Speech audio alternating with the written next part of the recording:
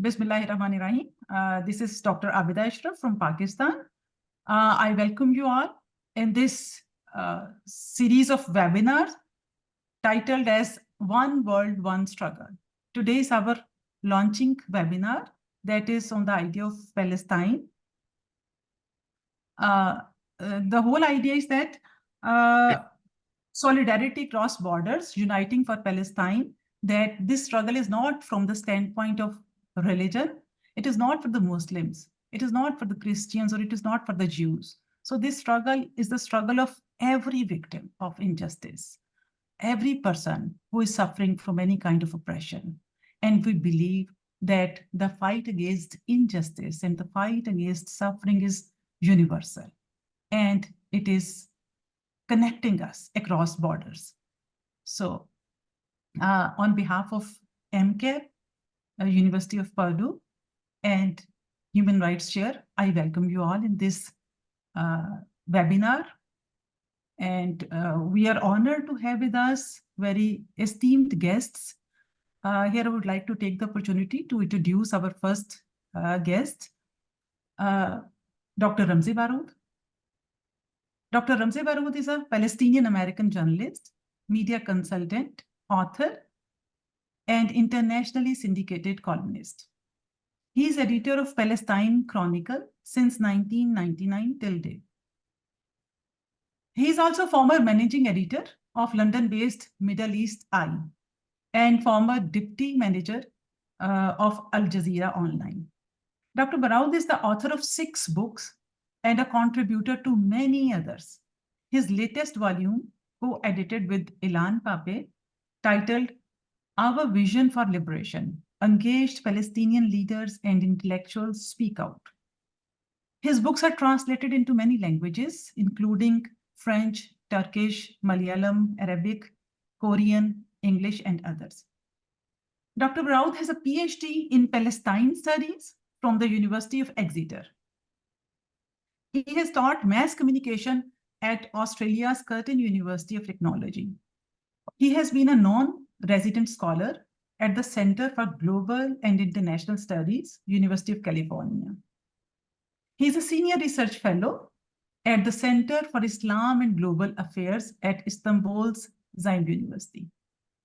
Dr. Baroud's work has appeared in hundreds of newspapers and media outlets worldwide, including CNN, BBC, TRT, NPR, Washington Post, Middle East Monitor, International Herald, Al Jazeera, Al Arabiya, Arab News, Christian Science Monitor, Japan Times, Mint Press, Seattle Times, Counterpunch, Jordan Times, Al Ahram, Gulf News, Asia Times, and also published in many other English languages publications throughout the Middle East. Thank you very much, Dr. Baroud, for accepting our invitation and giving us the honor to be with us in this webinar. We are honored to have with us our co-host, Professor Dr. Artz. I would like to take the opportunity to introduce Dr. Artz. Dr. Artz is a professor of media studies and director of the Center for Global Studies at Purdue University Northwest. Professor Artz earned his PhD from the University of Iowa. In his early career, he was a machinist and union steelworker. Dr. Artz has published 12 books, including Global Media Dialogue, Industry, Politics, and Culture. It was published in 2023.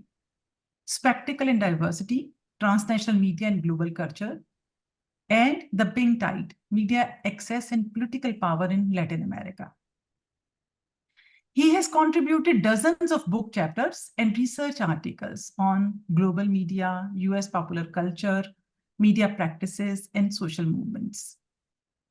He regularly contributes to media platforms on topics ranging from contemporary politics and social movements to global popular culture. Thank you very much, Dr. Artz, for sparing time and joining us. To formally begin, I will request now Dr. Artz to please take the lead and begin posing questions to Dr. Baroud. Yes, well, thank you, Dr. Abida, and thank you, Dr. Baroud, for joining us today. I wanted to begin with a question that might be very difficult to answer in a brief amount of time, but currently most US and European commercial media present the current Israeli assault on Gaza as beginning October 7th, which really shortens the whole history of the Zionist occupation of Palestine. So I can't ask you for a 100-year history, but I thought you might highlight a few of the moments. 1948, after Hamas won the election in Gaza, the recurring invasions of Gaza and the West Bank, to give us some idea that Zionism didn't, the response to Hamas didn't begin on October 7th, but it's been ongoing for a long time. So I thought you might share with us kind of a brief overview of the Zionist history.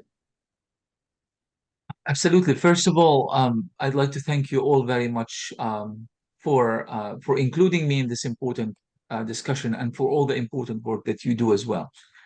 Um, this is quite typical. I mean, this is not new. The idea that history starts from the moment that Israel decides this is the history that is relevant to its narrative on war, on military occupation, on apartheid. According to this logic, whatever Israel does, it's always morally justified, politically defensible, and legally grounded as well. Because Israel, according to this logic, is always in a state of self-defense, which of course goes against any simple logic of, I mean, you can't be a country that is doing the military occupation. You cannot be the apartheid regime. You cannot be the country that is carrying out an outright genocide against another nation. Yet at the same time, you can also be in a continuous state of self-defense. But in order for this skewed logic to make sense, we have to completely forget about history, all of it. Israel was established on the ruins of Palestine, not because Israel is a settler colonial state, but because Israel was a country that is, or it was an outcome of a group of people who just needed to fight this ongoing anti Semitism and the pogroms carried out mostly really by Europeans, by Western societies against their own Jewish communities. And to do so, they needed to establish a homeland for themselves where they can feel safe. It doesn't matter that Palestinians happen to be living in that homeland, and it doesn't matter that Palestinians are an ancient people whose history can be traced back, according to Professor Nur Masalha and others, to at least 4,000 years history. And I'm talking about a history in which the word Palestine or Palestina, Palestina Prima, Palestina Secondo, and so forth have always been part of that culture of the people who call themselves Palestinians as of today. None of this matters. The Palestinians were not really ethnically cleansed. There was a war in which the Zionist communities in Palestine were just trying to defend themselves against the hordes of the Arabs and the barbarians and the Muslims who tried to eradicate them. And so from the very, very beginning, this narrative on self-defense has been the defining narrative in how Israel viewed itself, viewed its relationship with the Palestinians, with the Arabs, and with everybody else. Israel is never at fault. Whatever Israel does, it's always fully defensible and justifiable. And this is why we tend to have these kind of these strange, sporadic historical narratives that are so disconnected and they don't fit into a larger whole. If you ask a Palestinian, tell me the history of your country, you would say there's always this typical answer, which is consistent with any historical narrative, that there was a group of people called the Palestinians living in historic Palestine, and they became victims of ethnic cleansing based on Zionist settler colonialism and British colonialism that existed in Palestine since the 1920s. It makes perfect sense. It was part of the same colonial movements that were at work all over the world, throughout the Middle East. The British were managing their colonialism in Palestine at the exact same time They were managing their colonialism of Kenya or Ireland or anywhere else. It is just a typical case of colonialism turned settler colonialism, which continues until this day. You ask Israel what happened, is an entirely different story. It's always something. Before Hamas became a movement in 1987. Yes, there are a complex history of the Islamic movements of Gaza and the rest of Palestine, and we cannot undermine that. But Hamas, as a political movement, started in 1987.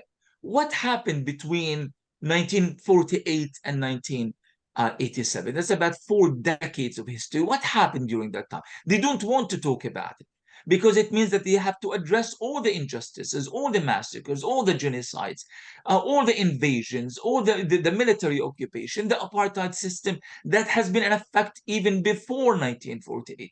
They will have to talk about the Balfour Declaration of 1917, when the British have signed a piece of paper giving Palestine, historic Palestine, with its people, giving it to the Zionist movement at the time. They would have to address all of that. But it's far more convenient to jump to specific moments of history. And the same thing is happening today. Prior to October 7, or to be more specific, as of October 6, everything seems to be good and dandy. There was no problem. Palestinians were being left alone, and Israel was just trying to protect itself, secure its borders, like every other civilized country in the world, and so forth and so on. And then suddenly there's these the Hamas fighters cross the border and they kill and they mass rape and they decapitate babies. And you have to repeat that every day, repeatedly throughout mainstream media, in every newspaper, because that's how you create, how you manufacture reality. That's how you manufacture consent, as per the words of Chomsky, on a specific issue. It doesn't matter that if Ramzy Baroud and many others are able to debunk all of these lies about what happened on October 7th. It doesn't matter, because by that time, that agenda has penetrated the collective psyche of Western societies. And then you live your entire life as an intellectual or a historian trying to debunk something that has already won or has something managed to penetrate that mainstream thinking. It's the story of the Palestinian narrative. This is how we deal with the Nakba. This is how we deal with every intifada, every uprising. That's how we deal with every issue pertaining to Palestine. The lie comes and takes over, and you spend years and years trying to debunk it, except to one little exception this time. And I will finish with that. The horrendousness of the Israeli genocide in Gaza, and the fact that many people around the world became content creators, not waiting for the New York Times to tell the story, not waiting for the Washington Post editorial to prove some kind of balance regarding the issue, not waiting for anyone to take charge.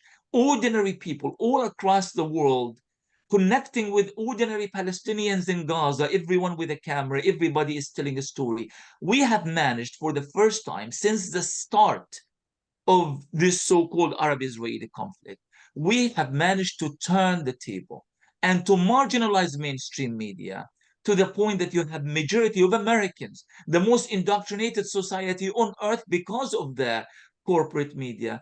Majority of Americans are now saying this nonsense needs to stop. This is the genocide, and we do not accept it. And Biden has done a terrible job in trying to stop this war. This is unprecedented and it's new to us. And I think it's going to take us also years to analyze what was different about this war than the previous war. But I credit that to the tenacity of the Palestinian people, the resilience of the Palestinian people, the fact that the Palestinian people are taking charge of their own narrative, and the fact that you have a global movement that has been built around that authentic narrative and discourse emanating from Gaza and the rest of Palestine. Thank you. Thank you. Thank you very much. You have summed up the entire thing into through different, through few words. For example, starting from 1948 up till 87. So there is almost a silence. I mean, when it comes to 7th October, so the whole world drew attention, and Israel, after 7th October, manages to control the media narrative as well. We see that journalists are not allowed to report what is happening in Palestine independently. It is rather through embedded journalism. And the kind of version and narrative Israel wants to show is depicted through mainstream and international media. It is later through social media that we realize that now through different social media platforms, world is knowing that what is happening in Palestine.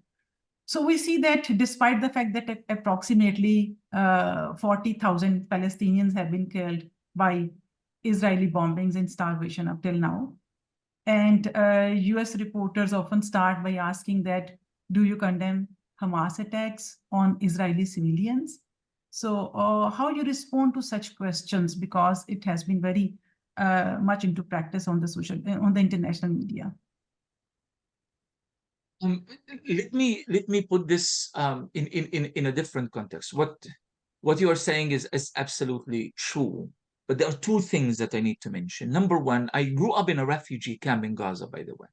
And I grew up in the Nusayrat refugee camp, the one where the latest massacre took place. The latest massacre took place in my own neighborhood in Nusayrat, killing 274 people, injuring 800. That's pretty much everybody I've known in that area is either dead or wounded as a result. I grew up during where I developed my political consciousness during the first Intifada. That's 1987. And I became a journalist in 1987. One thing that used to bother me so much growing up there is that when we used to have a white journalist, usually a Western white, that's the profile, journalist coming from Britain, from France, from Spain, from the United States, walking across the refugee camp with a camera, we would be desperate. We'd just kind of run after him to please listen to us. This is the story. Nobody is listening to us. Till the world, this whole idea, which phrase in Arabic, احكي للعالم, tell the world what is happening here, because we felt completely isolated and marginalized from the world, from media narratives, from anything. And we watch ourselves being reduced and reduced in the media. We look at our images. We are the angry Arabs burning flags. We have a discourse that is completely irrational, makes no sense. We are anti-Semites, that sort of thing. And we know that reality is completely different, but we couldn't tell it. And those who occasionally would come, venture out to our refugee camp once in a blue moon, we would be chasing after them, please tell the world this and that. Well, this is no longer necessary. The world already knows, and we are the one who is telling the story. We don't need anyone to tell the story on our behalf. A fundamental shift in the Palestinian narrative, not only in media, but intellectually as well, in academia as well. The days in which the likes of Professor Walid al-Khalidi, one of the first Palestinian historians to kind of achieve something within Western academia, and in which he was told back in the day that Palestinians are incapable of being historians. And he challenged to prove not only that Palestinians can be historians, but he actually produced a school of Palestinian historians and Western historians educated by him and his institution. It took us many, many years to get to where we are. The Western media, however, is still stuck. It hasn't evolved. It hasn't evolved. So the way that they look at us Palestinians is that we are, even if you are a journalist, even if you are a historian, you are still somehow involved. You are still as guilty as everybody else. By the virtue of you being an Arab or a Palestinian or a Gazan or from the Nusayrat refugee camp, somehow you are still the one who would have, so for example, I still receive emails from many racists out there who are still not getting it, and it seems that they have no moral threshold whatsoever. So no matter what Israel does, they are stagnated mentally and intellectually. They're stuck. And they would say things like, well, Ramzy, if you think that, then maybe you should release the hostages, as if the hostages are held in my living room, as if it's a decision that I made regarding the hostages. We are incapable of saying, listen, yes, I can use my positionality as a Palestinian, and yet I still can be an academic. I am still able to be a historian or a journalist. I still can tell a story in a somewhat neutral way, but again, being aware of my positionality and my roots and my connection to that conflict. They can't see us that way. And this is why we get the question, do you support Hamas? Why don't you condemn Hamas? I am not in the business of condemning anybody. As a historian, I try to unpack history. I try to tell you, and currently I am writing a book about a people's history of armed struggle in Gaza. It doesn't make me Hamas, but I am telling you, how did we get to the Yassin 105? Why did we reach a point in which you have a group of kids, young people, making their own weapons underground in Gaza and blowing up Israeli Merkava tank? How did we get here? What is the political and military and social history of that phenomenon? But if you do that, I know the question is going to say, well, if mainstream media would even bother, even look at my book or talk to me about it, the first question is, well, do you personally support Hamas? And why don't you condemn Hamas? And so forth and so on. So the answer is we don't acknowledge that. We do not engage in that language anymore because no matter what the answer is, you have already lost the debate because you are going to be in a state of self-defense. And no fair conversation can possibly start with you trying to defend yourself, as in which is something regarding Hamas many of us have been using for many years. We are not all Hamas. Not all Palestinians elected Hamas. The same thing that we used to do during the Nasser era. Not all Arabs wants to throw the Jews to the sea. What I call history by negation, which is always try to protect yourself, to tell people, listen to me, I have credibility. And in order for me to create credibility, I need to create distance. But none of this has ever delivered any credibility to the Palestinian voice. So we're always kind of fighting in the margins, trying to defend ourselves. I don't engage. I do not defend myself. It is what it is. This is how I view history. If you want to engage with it, and I think a lot of people are engaging with it, that's fine. Those who don't, they are just not worth our time or our efforts anymore. Dr. Baroud, thank you for that. I want to go back to something that you started with when you gave us a brief introduction to the history of Zionism. Recent polls in the US show that almost 2/3 of Americans want to cease fire and oppose the genocide, but the US continues to back Israel based on the claim that Israel has its right to self-defense. I'd like you to comment on, does a colonial settler state have any democratic right of self-defense because they're the occupying power? Right. So obviously the answer is not. You can't be, and it's really quite common sense approach to this question. You can't be in a state of aggression and in a state of self-defense at the same time. You just can't. No international lawyer in his right mind, even the Israeli international lawyer who was defending Israel at the ICC, quit a few weeks ago. He just couldn't simply sustain any sort of legal argument to what Israel is doing in Gaza and Rafah and Khan Yunis.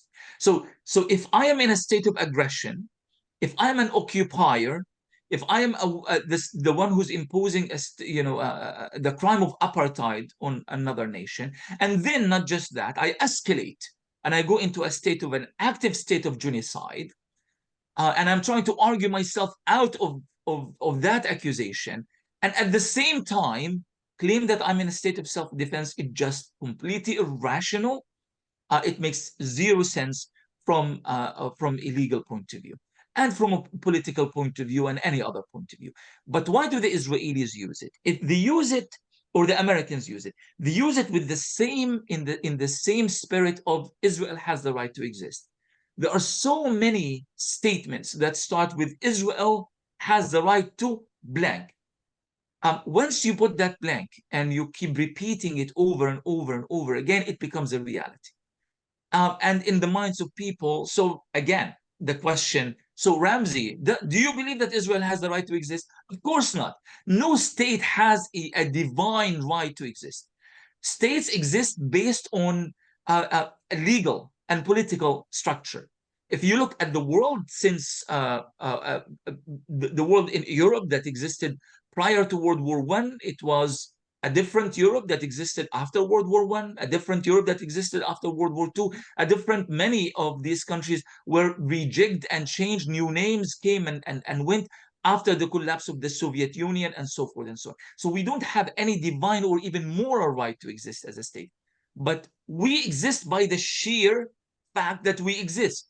I am a state, and I try to acquire as many recognitions of my statehood. This is what Palestinians are doing. I think there's about, if I remember correctly, it's either 147 or 149 countries that recognize the state of Palestine. It's diplomatic efforts. You go, you reach out. Ireland just recognized Palestine. Sweden did before. Spain did. Norway did. This is great. We celebrate. This is wonderful news. We reach a point in which we have that diplomatic recognition, and we abide by certain international agreements.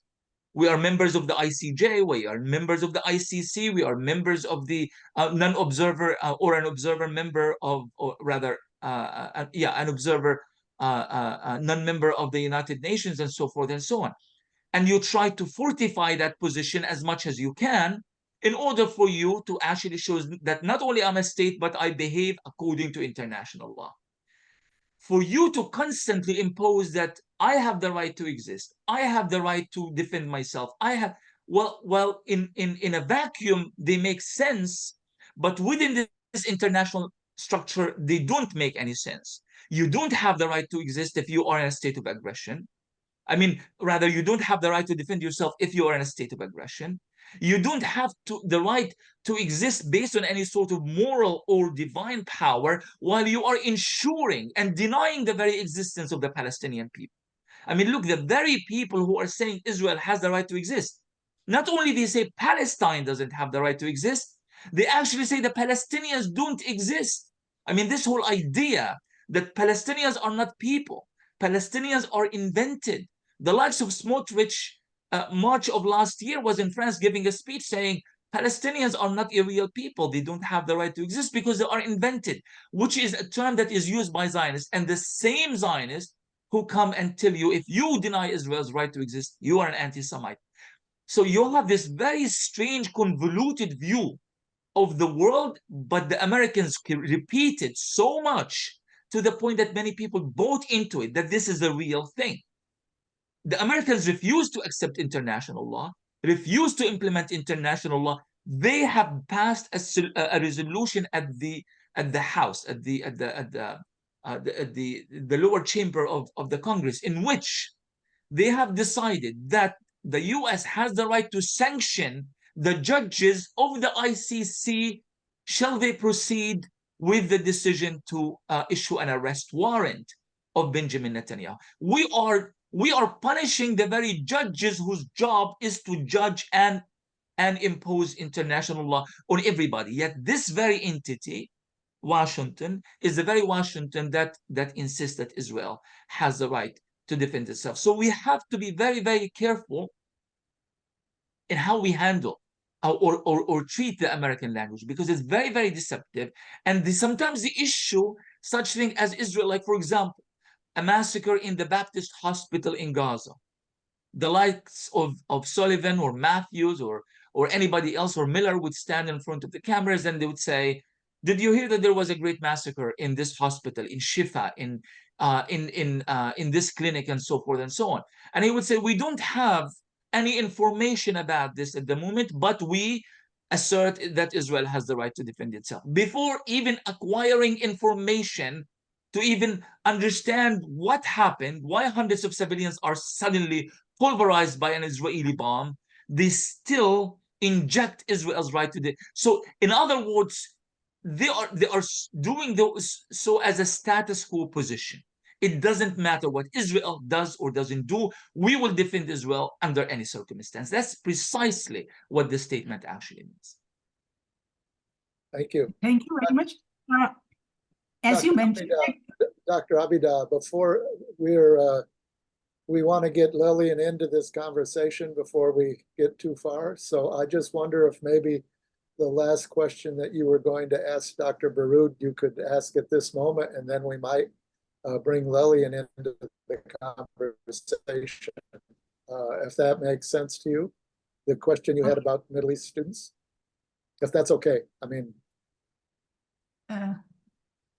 okay, so I was going to ask about, as Dr. Baroud mentioned, that Israel refuses to follow international law, and Israel has also violated 28 resolutions of the UN Security Council, which are legally binding on member nations, and Israel is the member nation.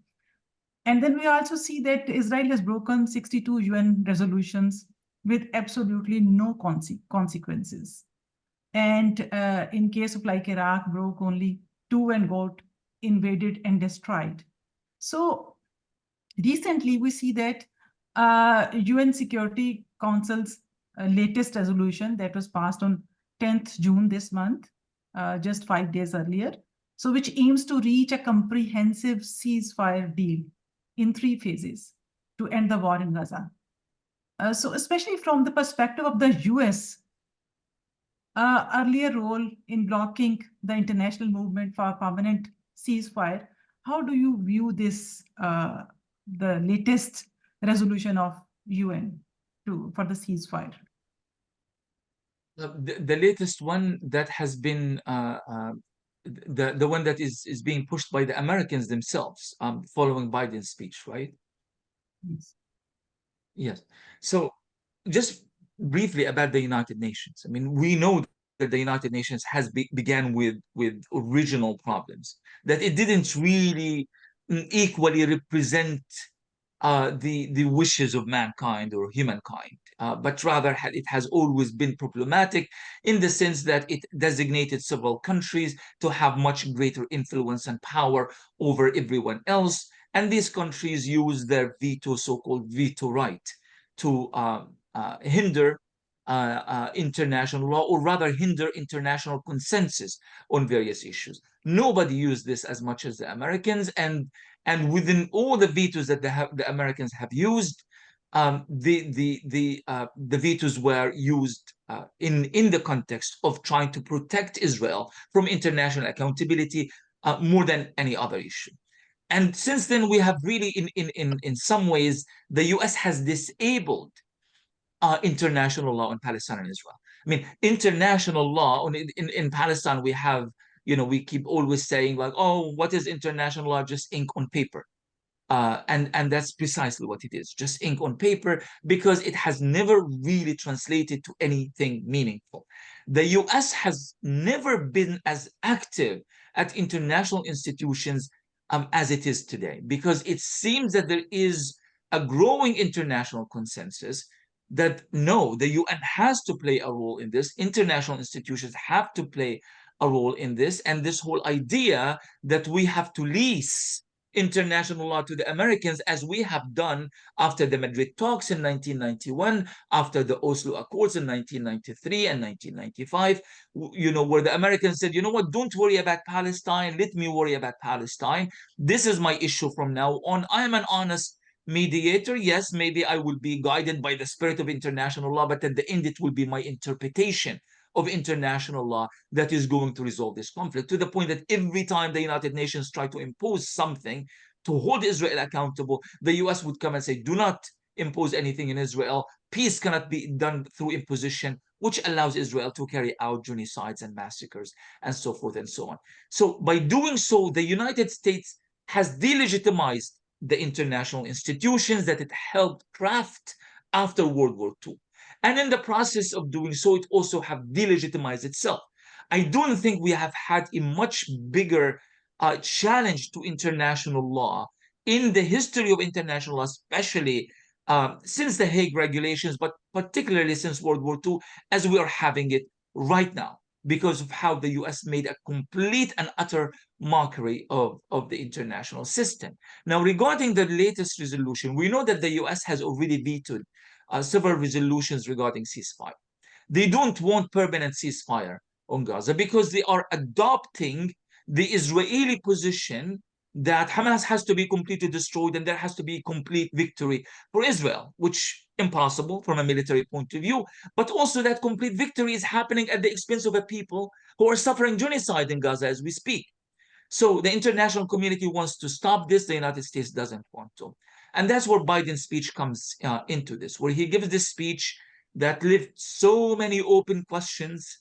And when that speech was translated to an actual proposal, it actually ended up adopting the Israeli point of view fully, which is temporary ceasefire, no ceasefire. And now they are trying to fortify that through the very international community that the United States has been rejecting for all of these months.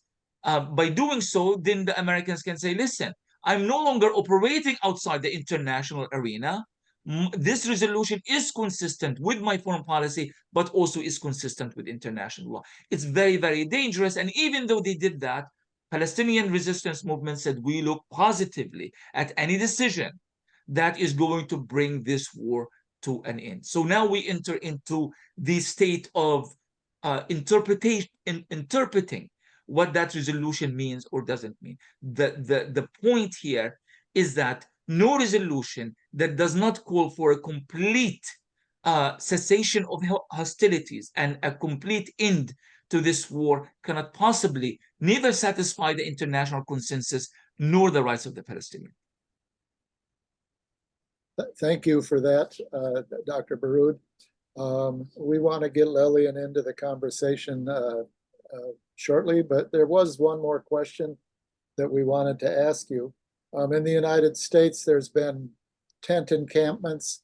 There's been huge student protests across Europe, in the UK and Australia. But it seems the response from the students in the Middle East has been somewhat subdued or even absent. I just wonder if you could talk about what those political factors might be for the apparent lack of response by students or youth in the Middle East. I think the sentiment that exists in the Middle East, there are several words that we can use to describe what's happening in terms of the collective anger. There's frustration, there is anger, but there is a word in Arabic which is qahr. I don't know how to translate the word qahr, but it's just that feeling of utter rage that you feel, but also utter helplessness. You are extremely angry, but you feel that you are incapable of changing outcomes. So people are watching what's happening. They are angry. They are beyond angry, but they feel that nothing is happening at the political front within their own societies, within their own governments that is capable of altering the outcomes in any possible way. A particular video that went viral, and I think many of you have already seen it, was of a simple Egyptian man from southern Egypt, wearing his traditional jalabiya and all of that, and he was just sitting in front of his stall, selling fruits, particularly oranges, somewhere in Cairo, when trucks are passing to go to the Rafah border of the hope that they would deliver some aid to Gaza. So this man hears that these trucks are going to Gaza. And that's where the word qahr comes in. And he didn't know what to do. He was so angry. He was so emotional. So he starts taking the oranges and tossing them into the trucks. Please take this to Gaza, which is his entire, basically living. His whole existence are these oranges. And then he starts asking people to help him toss the oranges, as if these oranges, once they made it to Gaza, they will save the population of Gaza. But I think this is a reflection of the real spirit of the Arab people. They are feeling helpless, but they are extremely enraged. And in my opinion, and I know that I've way exceeded my time here, so I'm not going to talk much about it, but I think the political consequences of the Gaza war will be felt throughout the Middle East for years to come, and indeed could potentially, in some societies, become a game changer. The reason that students have not responded in the same way that students in the West have is because of the spaces available to them. Arab regimes are afraid. They are afraid that this could be the spark that could, in fact, channel the energies that exist in these societies, the angers that exist in these societies through Palestine, and this could create an element of instability. So in various Arab societies, we have seen mass arrests happening, mostly to young people, by the way, the organizers, the student organizers in various universities. A lot of mass arrests, a lot of beatings, a lot of humiliation of these students to prevent them from starting the kind of, from preventing from starting the spark that could lead to this kind of mass mobilization. And we know that in the Middle East, you cannot mobilize for one thing without this becoming about something else. And that's where the real fear is. But what is exciting about what's happening in America is because we have been told that American society have moved on. Western societies have moved on. They have their own problems. The rise of the far right in Europe and Trump versus Biden in America. They could care less about you and your cause in Palestine and Gaza. And to think this little entity called Gaza, 181 square miles, that's about 360 or 65 square kilometers, has no natural resources whatsoever, at least within Gaza itself, extremely poor, extremely marginalized, become the spark of starting a global movement from America to Sierra Leone, from South Africa to Malaysia and so forth. This is huge, and I think it's going to have, again, repercussions in the future. And the most important part of these repercussions is the shift of the collective consciousness of Western societies for years and years to come. Thank you for that. Just let me update everybody. We had originally planned that we would go for about an hour. I think we will extend that to another 1:15, maybe 1:30 if the panelists can stay with us. We have a Q&A session, and we're already beginning to get some questions for the Dr. Baroud. So I would encourage everybody, if you have other questions, to put them in the Q&A, and then those will be shared with Dr. Baroud. And also, I think maybe Dr. Abida could introduce Lillian Knapik, who's from the Students for Justice in Palestine. And then we can bring Lillian into the conversation as well. Thank you, Dr. Lee. Yes, we are honored to have a representative from the student body to share insights and experiences. So we warmly welcome Ms. Lillian Knapik in the webinar. Let me introduce Ms. Lillian Knapik. Ms. Lillian earned her BA and Master of Arts in Communication from Purdue University Northwest. She was the graduate assistant for the Center for Global Studies, and she recently served as the president of PNW's Students for Justice in Palestine. She has been organizing public panels and other solidarity actions for Palestine. She is here today to discuss Students for Justice in Palestine activities. Thank you, Ms. Lillian, for joining us, for taking our time and be the part of this webinar. Maybe, Lillian, you can begin by... I would like to share, with your permission, I would like to share the latest BBC's report that says that thousands of students in the US, consisting of like more than 130 colleges and universities, have demonstrated against the ongoing war in Gaza in the form of protests and encampments. And more than 2,000 demonstrators have been arrested. But the protests continue. So, Ms. Lillian, you have been the representative of student body and being the president, served as president for Students for Justice in Palestine as well.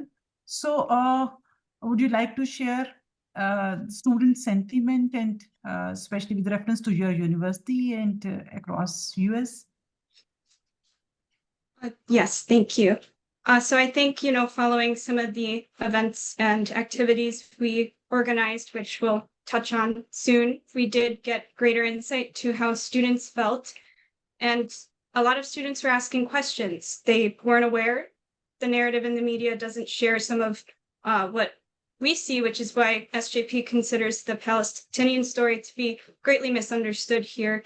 And following some of our events, the students joined our meetings, and we noticed them growing that sympathy, experiencing that rage, just based on seeing a couple of videos. So we've done teach-ins, of course, videos and other things. And, you know, we see also protests happening, not just at the college level. There were high schools that joined protest encampments as well to show solidarity.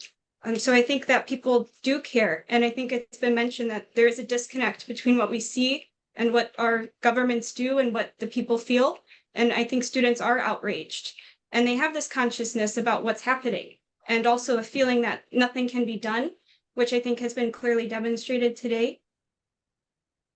And through raising awareness, which is what SJP chapters across the country and the world are doing, is creating a sense that there is action that can be taken and students can make a difference. And so we see groups forming to join protests, to do what they can on campus to raise awareness there, which is what SJP at Purdue was able to do, and see more members joining our chapter.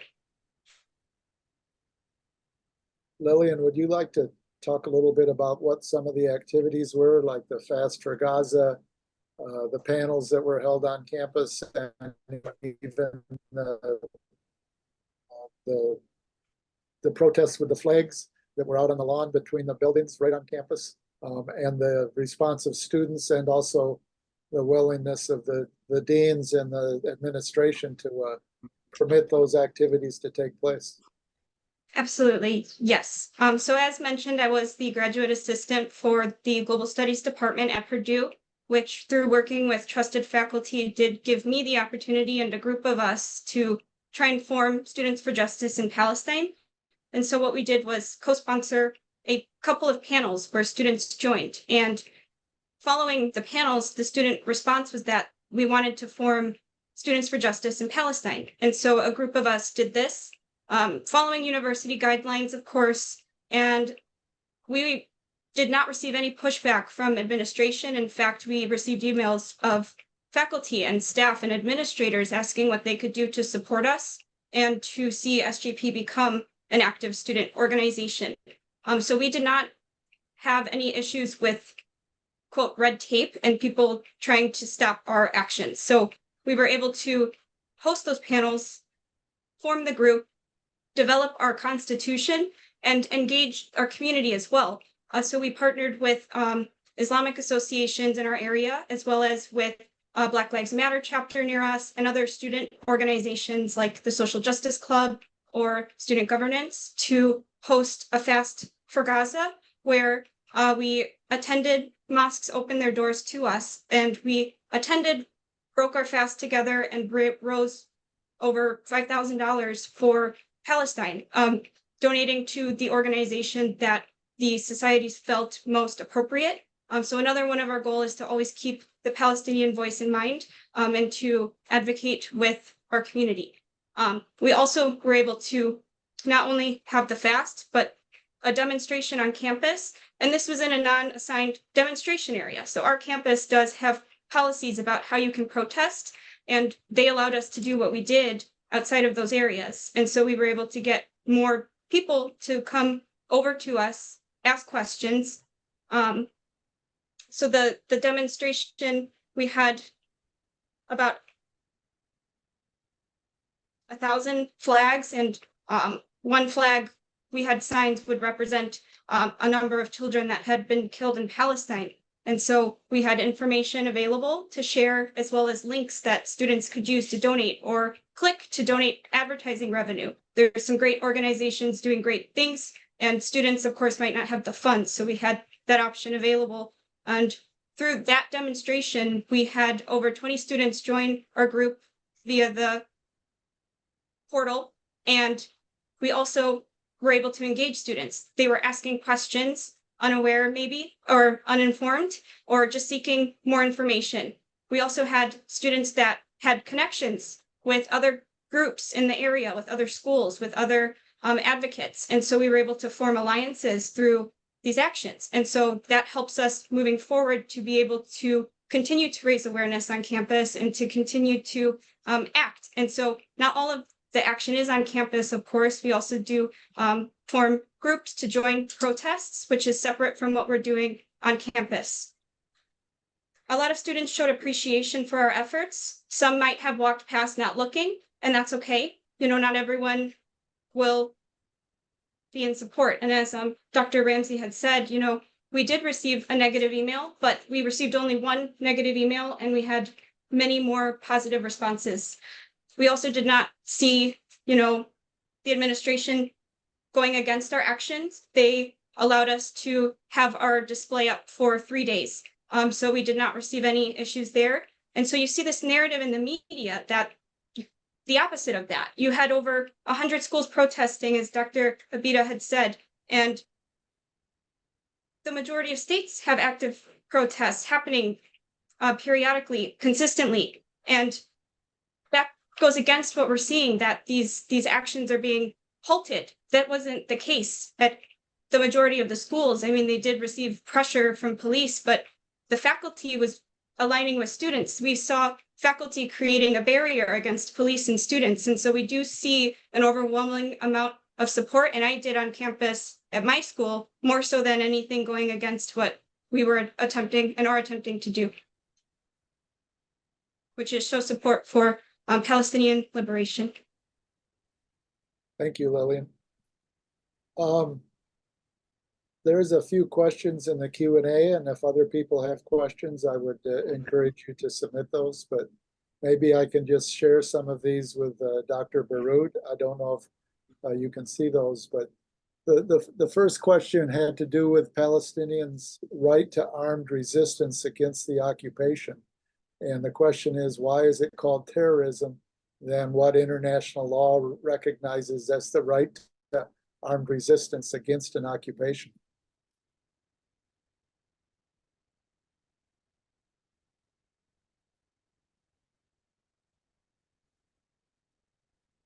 So the right to armed resistance is enshrined in international law. I actually wrote about this specific topic a couple of months ago.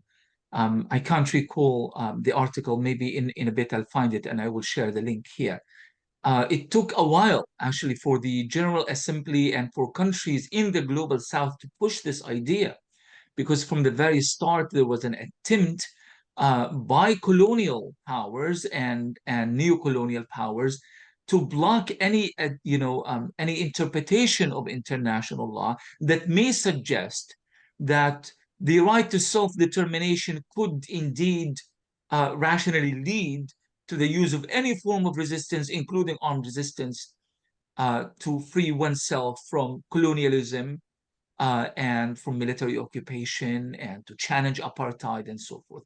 But now we have an excellent, kind of legal kind of body of text that tells us that this is very much defensible and under international law. And in fact, we have seen a few months ago in at the International Court of Justice, when various representatives of various countries, including the Chinese ambassador to The Hague, when he openly argued that Palestinians have the right to use armed struggle. I mean, it's just, and it is completely and fully defensible under international law.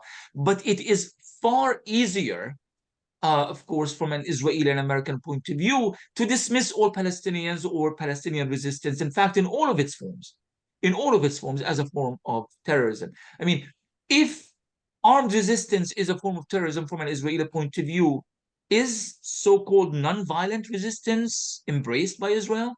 I mean, the BDS, BDS movement, for example, has been accused by Israel of being essentially an anti-Semitic movement because it aimed at delegitimizing Israel as a Jewish state, and in doing so, it's calling for a genocide to the Jewish people in Israel and so forth. So the most peaceful and non-violent of forms of Palestinian resistance, which is simple act of boycott. You can't force me to buy your products that you are building or creating based on the exploitation of my people. You can't force me to buy it.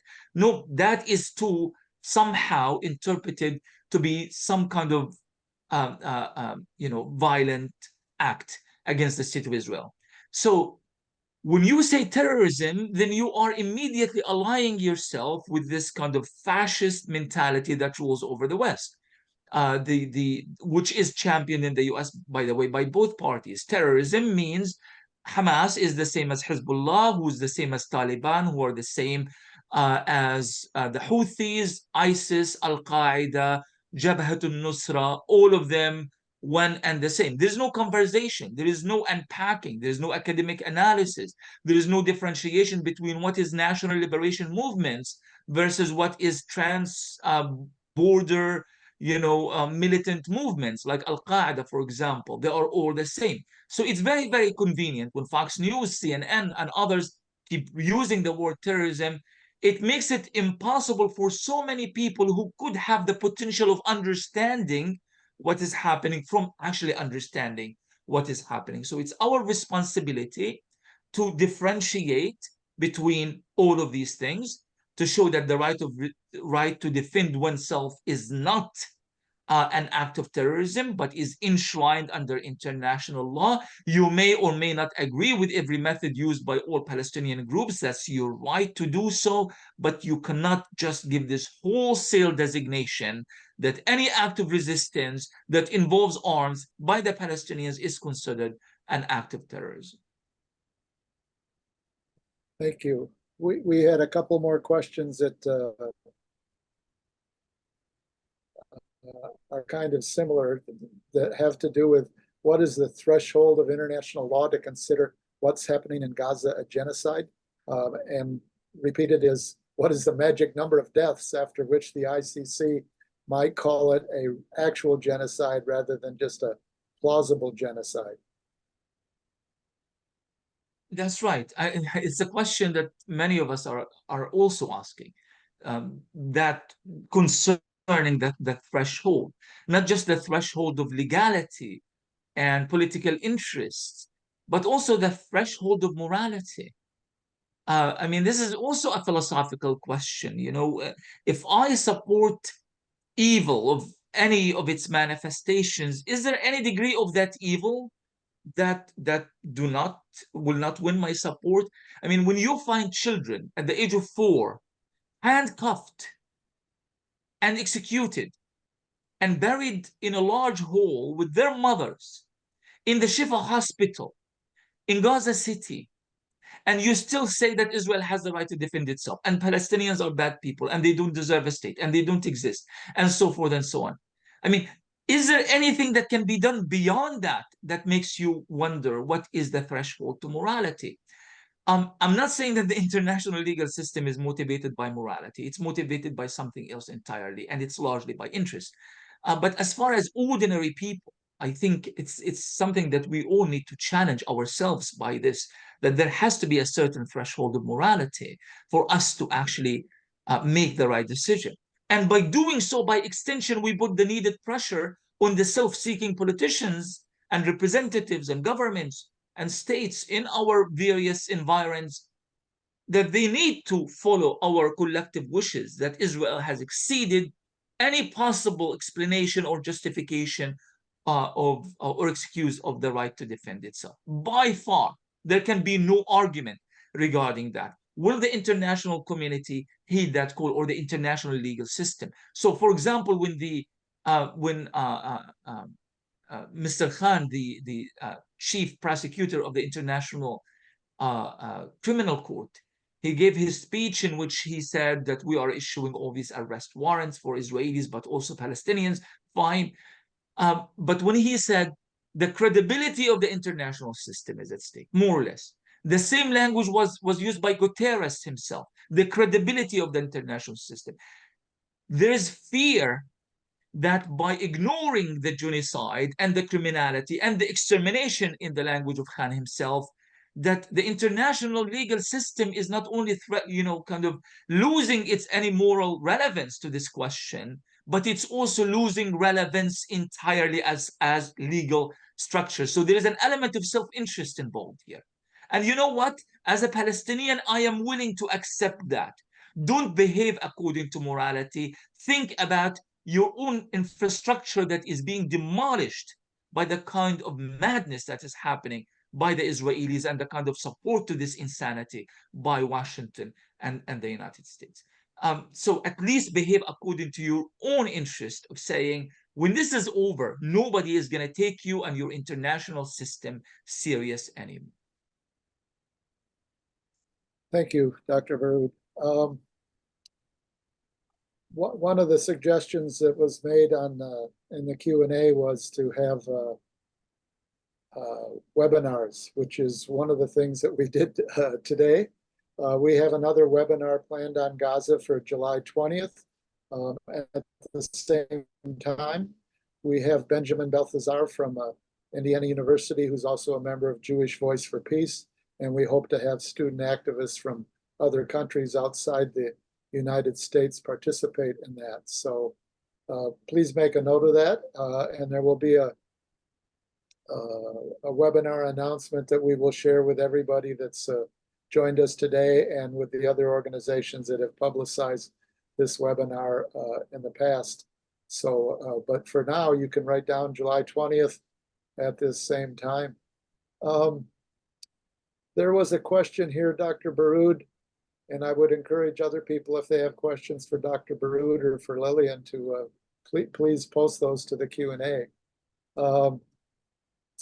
The question is that it seems that the goal of eliminating Hamas is not going to be resolved with the Israeli war.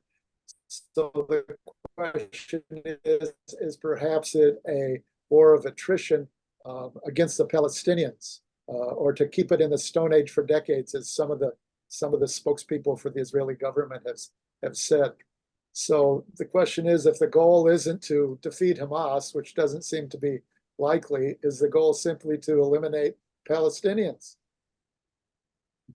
Yeah, it seems like it. I mean, when you know, quite often, maybe out of just sheer, you know, kind of the sheerness of the tragedy in Palestine, we use such terminologies as Israel's trying to destroy the Palestinian people. But I don't think, as historians, we've ever kind of faced a moment in which we actually feel that indeed the intention is to exterminate the Palestinian people.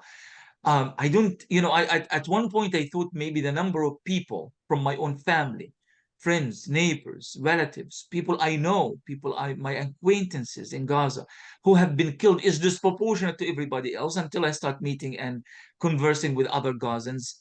And it seems that many of them actually have more, you know, have lost more people than I have. And I've lost people, you know, 15 family members at least, you know, many of them are still missing, have been killed. So there is indeed seems to be an attempt at exterminating the Palestinian people. Destroying Hamas is just not a possibility, not because of Hamas, and not also because, oh, well, you cannot destroy ideas. It's not as simple as that.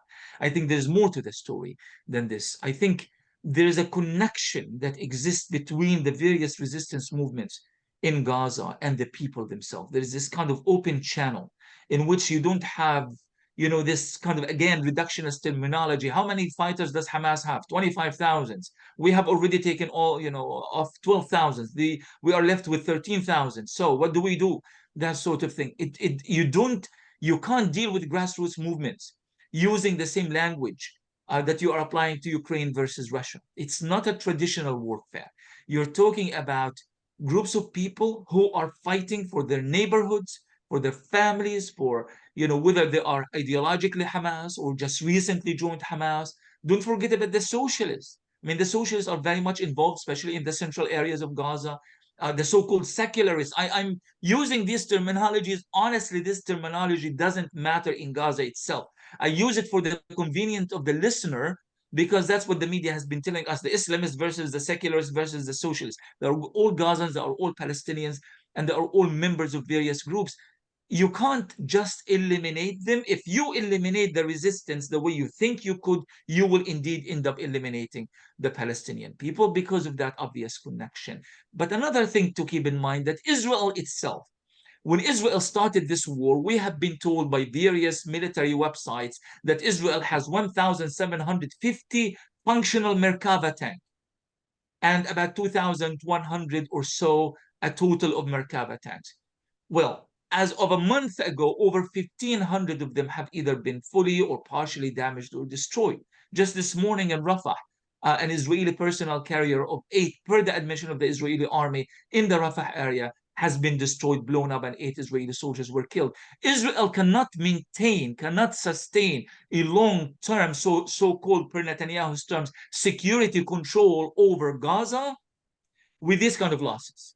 They just can't afford them, because there's just not enough soldiers, there are not enough military hardware, there's not enough weapons, and so forth and so on, especially if you keep in mind that the escalation that is taking place in the northern front. So I think all of this is illusions, that Israel is going to be there forever and ever, and we are going to go back to a post-1967 kind occupation that ended with the so-called disengagement or the redeployment out of Gaza in 2005. Israel is stuck. It cannot win the war, but it feels that it cannot lose the war. And either way, Israel is going to lose this. Thank you. Thank you. There's a question here that's probably for Lillian. The question had to do with how do student groups partner with individuals and organizations who have a following in the community? To what extent can students partner with community organizations, and what kind of activities can they collaborate on? Thank you. Yes, so example would be the FAST. That's the first that comes to mind. That's the first that we did, and we did partner with other activist groups that are focused on Palestine. There's a group that's regional, and so they did kind of launch that and partner with other advocacy groups. We've partnered with other activism groups that aren't directly related, like Black Lives Matter, in one of our local areas, and they support our mission and have joined protests with us. So kind of just making connections wherever possible. We have even students who maybe they can't join our group officially, maybe they're on a visa for school, or maybe they are concerned about their future, whatever that case may be, because we do see people getting fired, and so they would help make flyers or share the information with their contacts. People help in ways that make sense to them. And so doing that, it helps us to be able to grow and to continue to build those partnerships. We started just working with our own university, and now we are connected with chapters in Notre Dame, as well as the main campus. We are working on connecting with local colleges as well, and with regional groups that aren't affiliated with the school, but are advocating for Palestine, and just continuing to maintain those connections, showing up for them as they do for us, and to continue efforts so that we can build that group of people, so we can go to our local councils and advocate for resolutions and do what we can at the local stage, so we can hopefully build and impact the larger stage, joining the protests at the Chicago, where you have thousands of people that are going every weekend, every single weekend, continuing to show up, continuing to talk about it, and continuing to maintain the relationships that you have while building new connections has been helping us to grow not only at our own campus, but to propose resolutions, and not only at our local councils, but to see divestment and disclosement as well, which we have seen some universities opt to do. Great, thank you. One of the goals of this webinar was to have a global exchange, and we're continuing to do that. Obviously, faculty from Pakistan and faculty from the United States, and then other academics from the US and students are participating, and we want to continue that. So I'm impressed here that we have a student from Ireland that has a question for Dr. Baroud. She points out that Ireland has been campaigning for Palestine's long before October 7th. And recently, Ireland, as Dr. Baroud noted, Ireland, Spain, Norway, Sweden, other countries have recognized Palestine as a state that should be included in the United Nations. But she says that we still seem to be unable to win a permanent ceasefire.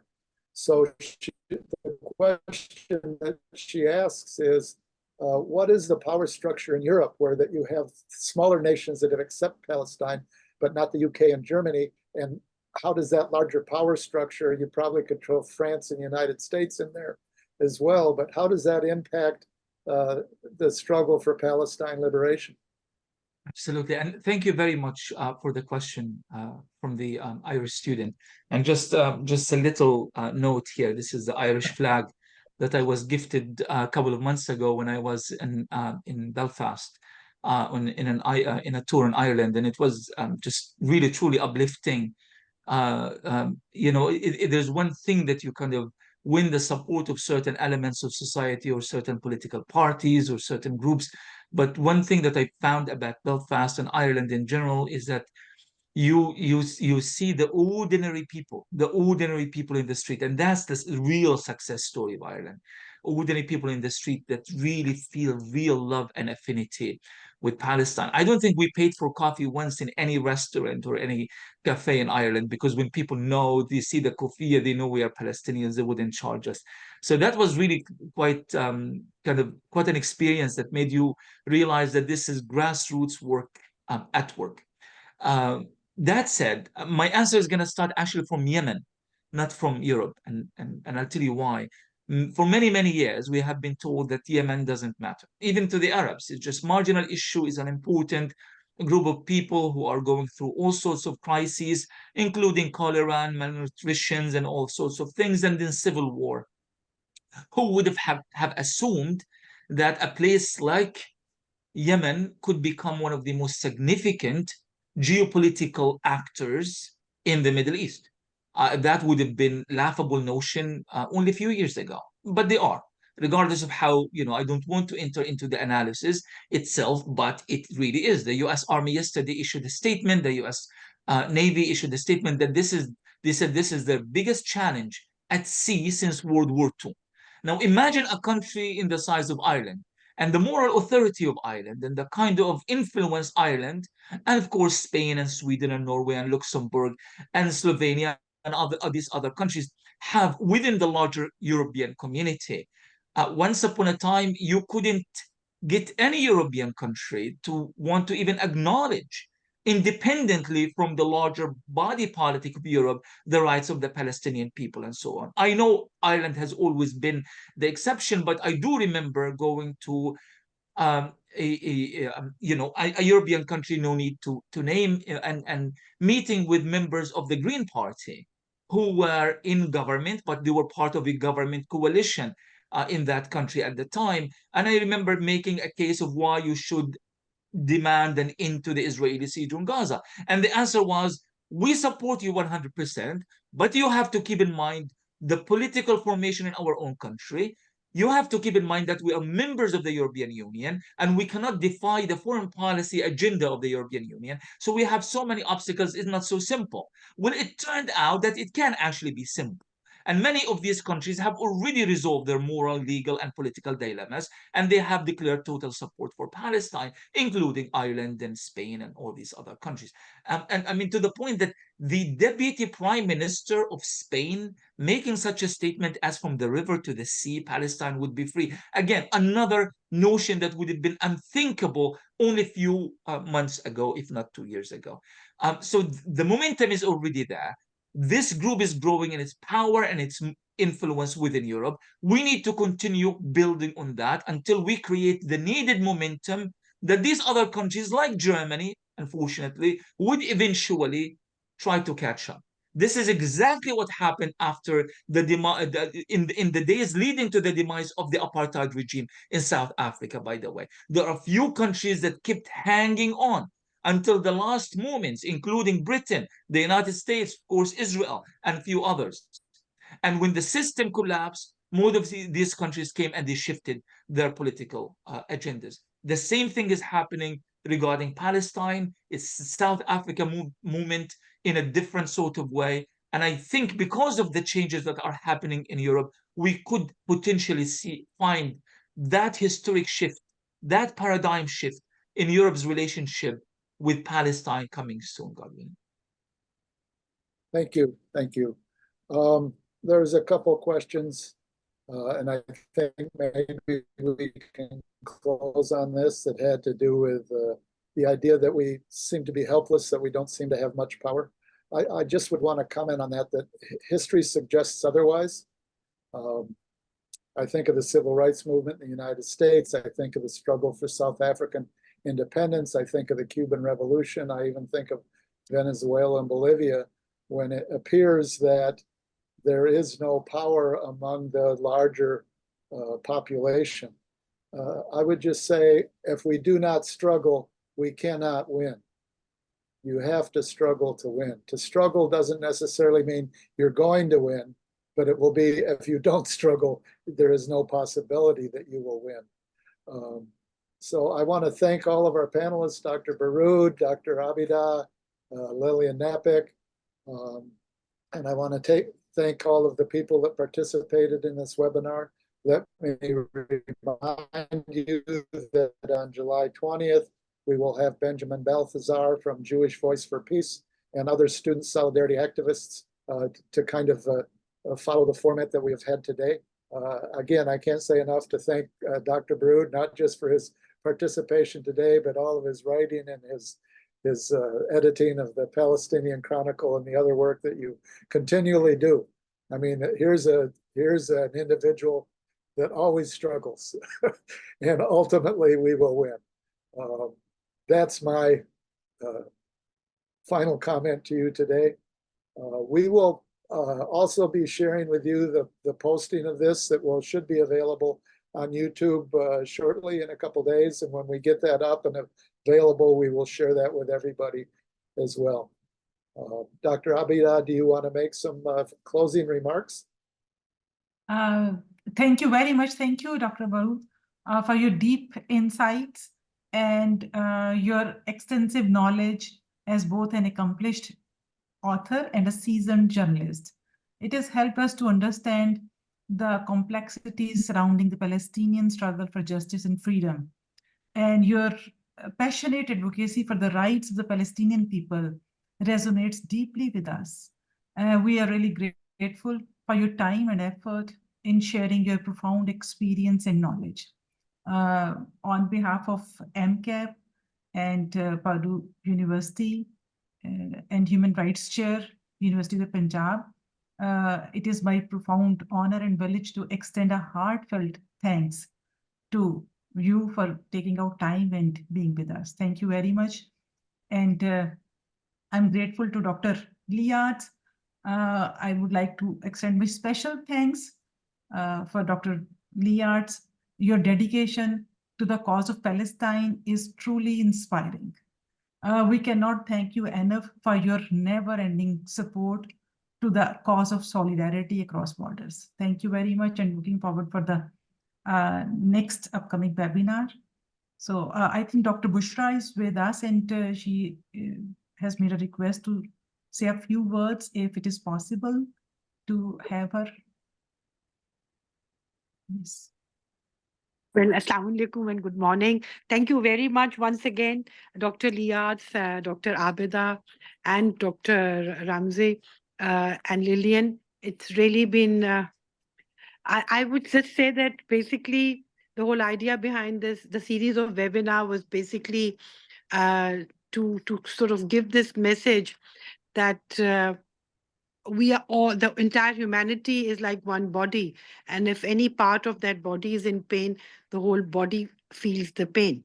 And the idea behind this series of webinar, One Struggle, One World and One Struggle, is this, that how we can together work for a cause that pains us equally.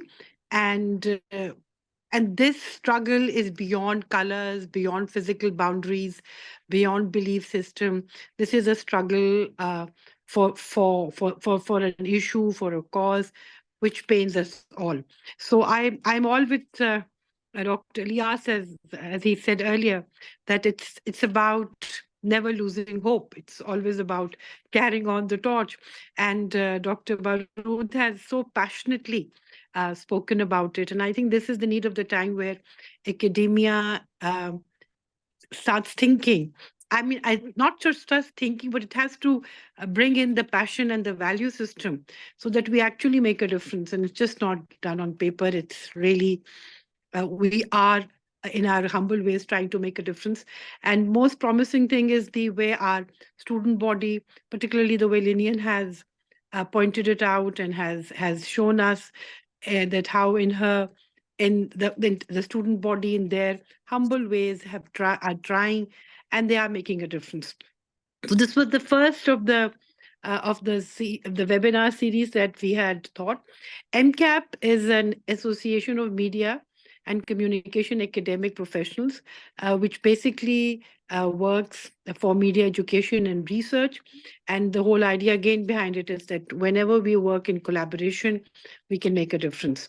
So keeping that spirit in mind, we are holding this. We have organized this series of webinar.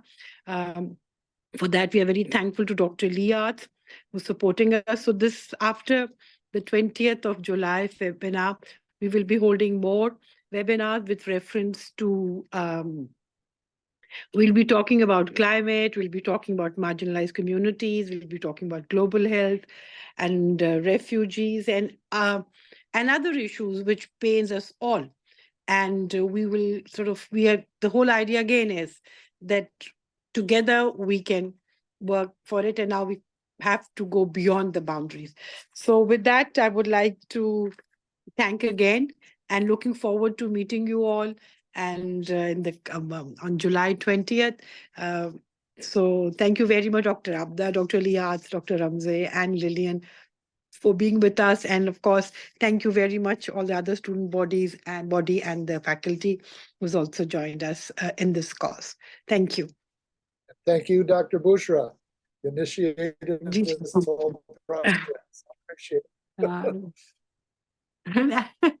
Basically, We you are the one Thank who's you. We're going to thank you, end Dr. Ramzy. the webinar now, and we will let you know as soon as it's available on YouTube. And we will remind everybody of July 20th. Thank you. Good Thank day. you all. Keep up the good work. Thank you. Bye-bye. Thank you very much. Take care. Have a good day.